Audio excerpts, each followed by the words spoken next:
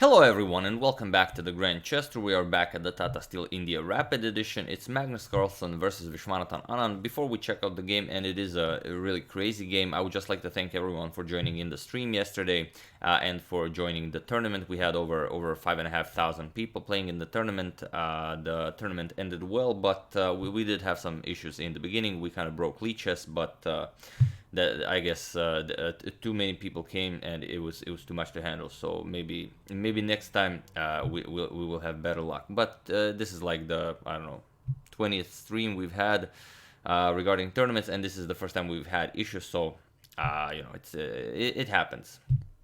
And yeah, for those of you who won the giveaway, I will put a list of all the winners in the description below. You can find out if you were picked, even if you didn't watch the stream. 4 of you have already contacted me, so as soon as I verify the emails, the Amazon gift card will be on the way.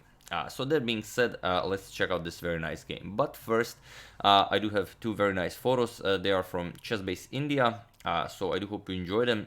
Here you can see Magnus and Anand. They've opened the game yesterday between, it's a cricket game between, I believe, India and Bangladesh. So the game opens when the big bell is rang, I believe. I don't know if all the cricket games start this way. I don't follow cricket, but maybe they do. If they do, then I guess it's not weird. But both of them just rang the bell and then the game started. And after that, you can see them here enjoying the show while having some nice sips of water. So there you have it. Now let's check out this very nice game. Carlsen with the white pieces opens with d4. With knight to f6 by Anand, c4 and e6. With bishop to b4, knight to c3. I thought the knight was there as the microphone is in the way. Knight to c3, bishop to b4. Knight to f3, d5. The Ragozin defense is on the board. We have c captures, e captures, and bishop to g5. So nothing out of the ordinary here. We have h6, bishop to h4, and Anand castles. We have e3 by Magnus, preparing to develop the light square bishop. And now bishop to f5. Anand continues development, and now knight to d2. Now unpinning, and also you will be able to push f3, e4 at some point. We have g5, pushing the bishop all the way to g3, and now c5 by Anand. Of course, he would very much like to open lines, as Carlsen's king is still in the center of the board. We have a3 by Magnus, bishop captures on c3, b captures on c3, and now c4. Closing the light square bishop. So here, Carlsen has to make a decision. Does he want to go bishop to e2 and castle, or does he want this to be a different kind of game? And here, Magnus decides that he wants this to be a different kind of game. Here, he plays h4. He doesn't mind his king being in the center of the board, and there is one game that reached this position. It was from the Norway Championship 2018 between Frode Urkedal and Jon Ludvig Hammer, where knight b to d7 was played. But here, and Hammer was able to win that game, but here g4 was played, and it is as of move 13 that we have a completely new game. So let's see what happens. Magnus goes for h5. Just makes room for the bishop. Now you can also go bishop to h4, bishop to f4. At some point you might even be able to play rook to h4 to maybe threaten the pawn. So a useful move. We have knight bd7 by Anand, and now comes bishop to f4, threatening to capture on h6, and Anand ignores it. He just goes queen to a5, saying, okay, you grab on h6, I'm gonna grab on c3. Your king is still in the center of the board. Magnus agrees. He plays queen to c1, he defends the c3 pawn, and now knight to b6. Still ignoring this h7 pawn, although you could defend it with king to h7, but Anand says, nope, knight to a4 to c3 is well worth the h6 pawn. And okay, Magnus captures it, attacks the rook on f8, and here Anand just goes knight a4. He says, okay, your king is still in the center of the board, I'm not interested in the exchange. So Magnus captures it, bishop captures, we have rook captures on f8, and now f3. Makes room for his king on f2, as it's very unlikely that you will want to castle here, so king to f2 will be the safest square for the king. Also, you might be able to push e4 at some point. We have rook to e8, the king is still in the center of the board, and now king to f2, guarding the e3 pawn. And here, Anand still waits with the capture on c3, he goes b5, and here It's just a wild position. Carlsen's king on f2. Anand sacrificed the exchange. Anand is on the attack, and here, if you don't have a way to develop your bishop, your rook, your other rook, make some use of the queen, all of your pieces are undeveloped. So here, if there's no move that helps Magnus, he is in huge trouble. But maybe there is a move that helps him. So feel free to pause the video and try to find this idea that Magnus found during the game.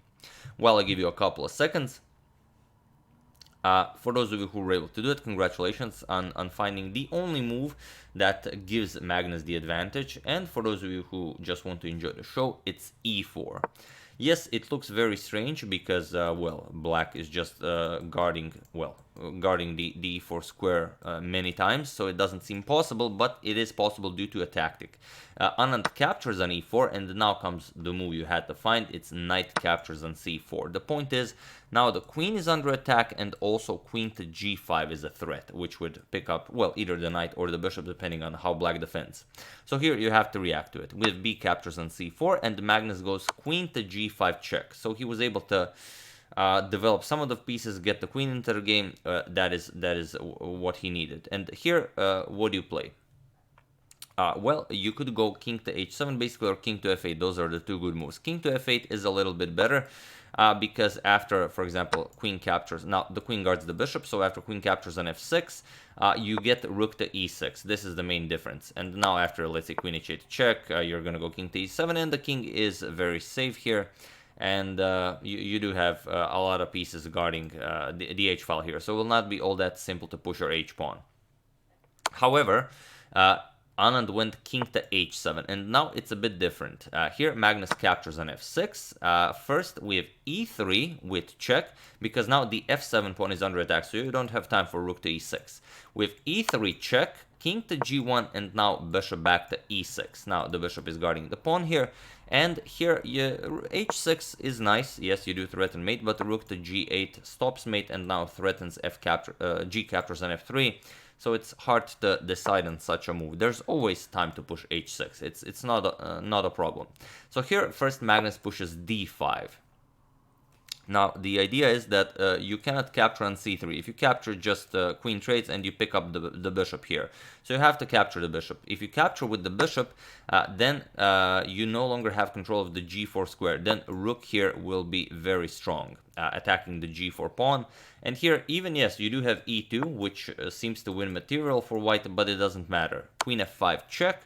King to h8, and now bishop captures on e2. And if you get rook captures a bishop, yes, you win a piece, but rook captures on g4, and now white will win this game with the rook controlling the g-file. Now the queen being very strong, you can also get this rook into the game. It's just will be too hard to hold. So here, after d5, Anand decides for queen captures on d5, and now rook to e1 by Magnus.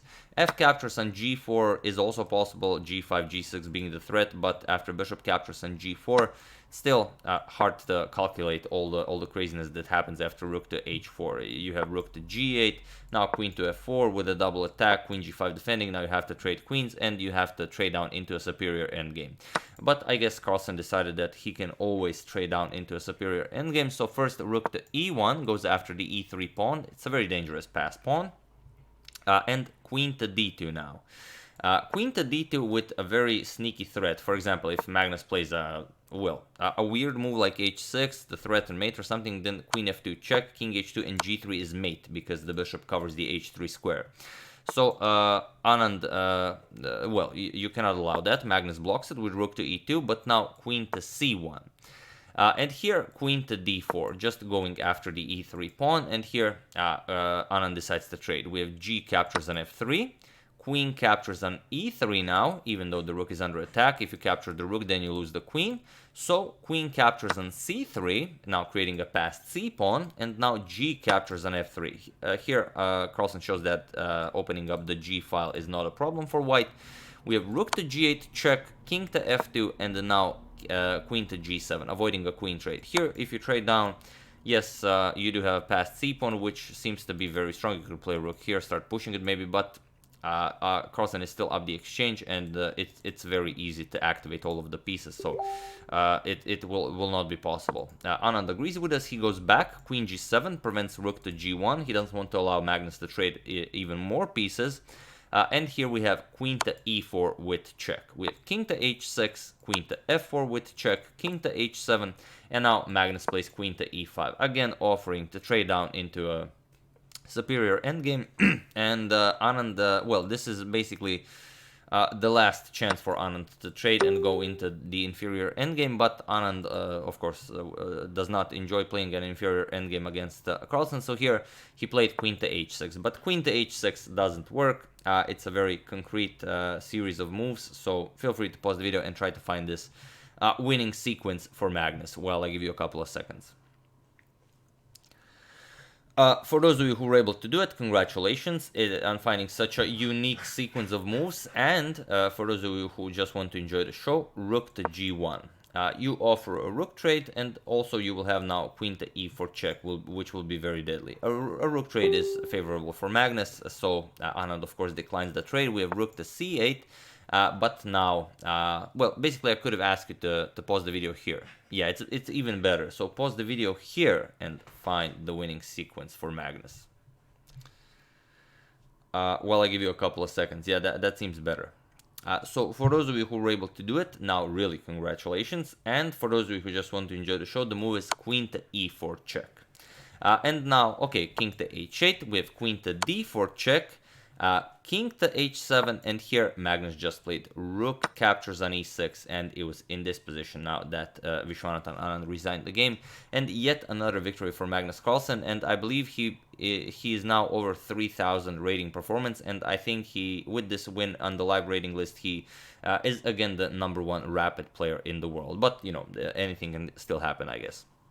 So here you just have to resign, because if queen captures, queen g7 is mate, and if you don't capture with the queen, if you capture with the pawn, well, then it's just queen to d7 check, and you don't really have a move. The rook is being threatened, so you could block, and then queen captures, queen is mate, or you go king here, you will just deliver check here, king moves, and now queen to g8 is mate again. So it's not just that you win material, it's just mate. So after rook captures on e6, Magnus resigned, and Anand resigned, and yet another victory for Magnus. I believe this makes it 4 in a row. So that's the game. I do hope you enjoyed it. Today I have a bit more time, so we're going to cover more games and maybe cover some from yesterday, as I didn't get a chance to cover them due to the stream. So like I said, thank you everyone for joining. The list of the winners of the giveaway in the description below, so do check if any of you won the tournament, the giveaway. I would also like to thank Burak Uzun Parmak, OPG Michael Ivanchan, Jose Veraldo Ali Jr., and Leslie McVicker for your contribution to my channel. Thank you a lot, I really appreciate it. As usual, you can check 2 of my previous videos here. Thank you for watching, and I will see you soon, continuing the coverage of the Tata Steel now Rapid and Blitz event, checking up on your wonderful suggestions, and soon we are starting the next big saga. Thank you all, I will see you soon, and have an excellent rest of your Sunday.